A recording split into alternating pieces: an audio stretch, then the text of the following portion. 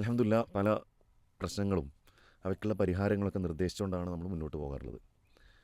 ഇപ്പോൾ ഈ ഒരു സാഹചര്യത്തിൽ നമ്മളൊക്കെ ആൾക്കാരെ കുറിച്ച് വിലയിരുത്തുമ്പോൾ ഒരു ഹാപ്പിനെസ് തേടി പോകുന്ന ഒരു കാഴ്ച നമ്മൾ കാണാറുള്ളത് അല്ലേ? എവിടെ നോക്കിയാലും ആളുകൾക്ക് സന്തോഷം കിട്ടണം. ഒന്നുകൂടി പറഞ്ഞ ഒരു എൻ്റർടൈൻമെൻറ്റ് മോഡിലാണ് ആളുകളെല്ലാവരും. അതൊരു സന്തോഷം നൽകുന്നതാണ് എന്നാണ് പലപ്പോഴും വിചാരിക്കാറുള്ളത്. പക്ഷെ ഒരു ആന്തരിക സുഖം, അതുമായി ബന്ധപ്പെട്ട ഒരു ചർച്ച അത്യാവശ്യമാണ് എന്ന് തോന്നുന്നു. ആ ഒരു മേഖലയിലേക്ക് നിങ്ങൾക്ക് വേണ്ടിയിട്ട് ഞങ്ങൾ എന്താ പറയുക, സ്വാഗതം ചെയ്യാൻ.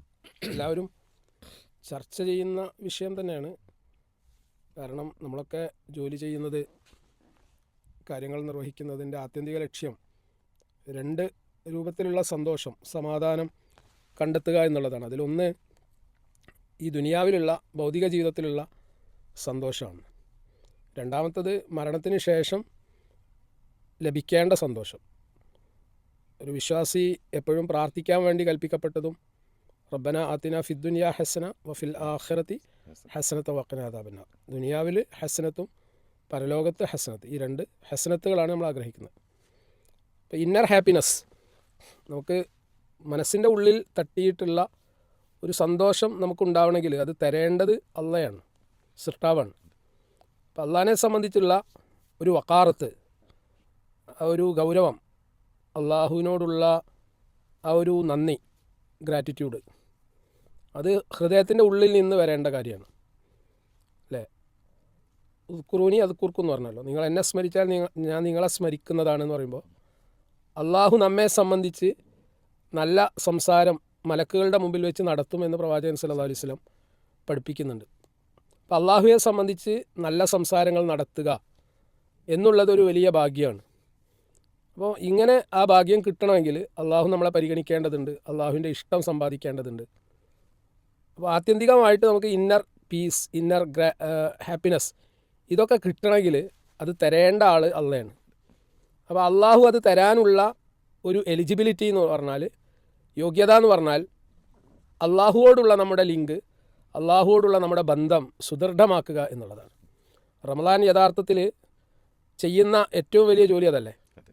അതായത് അള്ളാഹിനോടുള്ള അടിമയുടെ ബന്ധം കൂടുതൽ ഊഷ്മളമാക്കാനും കൂടുതൽ അടുത്തതാക്കാനും പറ്റുന്ന ആരാധനാ കർമ്മങ്ങളാണ് റമദാനിൻ്റെ ദിനരാത്രങ്ങളിൽ അള്ളാഹു നമുക്ക് വേണ്ടി നിശ്ചയിച്ചിരിക്കുന്നത്.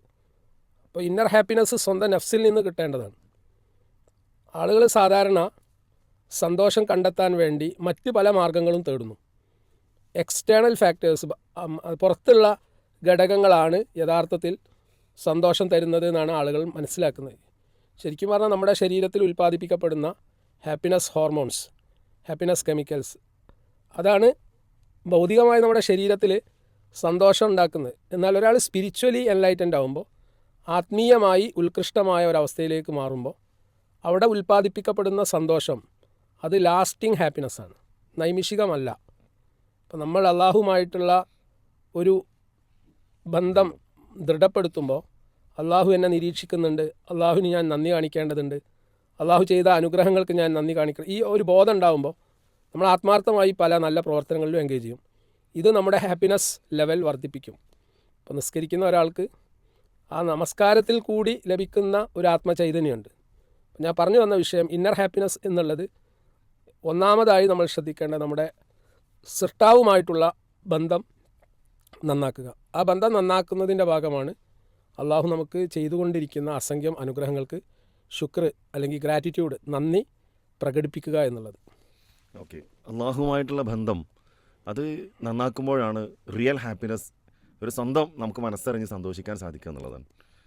പലപ്പോഴും ഞാൻ ആദ്യം ആമുഖത്തിൽ പറഞ്ഞതുപോലെ എല്ലാവരും സന്തോഷം ആഗ്രഹിക്കുന്നവരാണ്, തേടുന്നവരാണ്, അന്വേഷിക്കുന്നവരാണ്.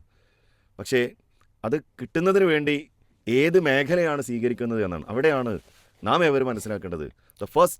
ഒന്നാമത്തെ അതിൻ്റെ പ്രധാന ഘടകം എന്ന് പറയുന്നത് നമ്മെ സൃഷ്ടിച്ച് പരിപാലിച്ചുകൊണ്ടിരിക്കുന്ന അള്ളാഹുമായിട്ടുള്ള നമ്മുടെ ബന്ധം ഏറ്റവും സുദൃഢമാക്കുക എന്നുള്ളതാണ്.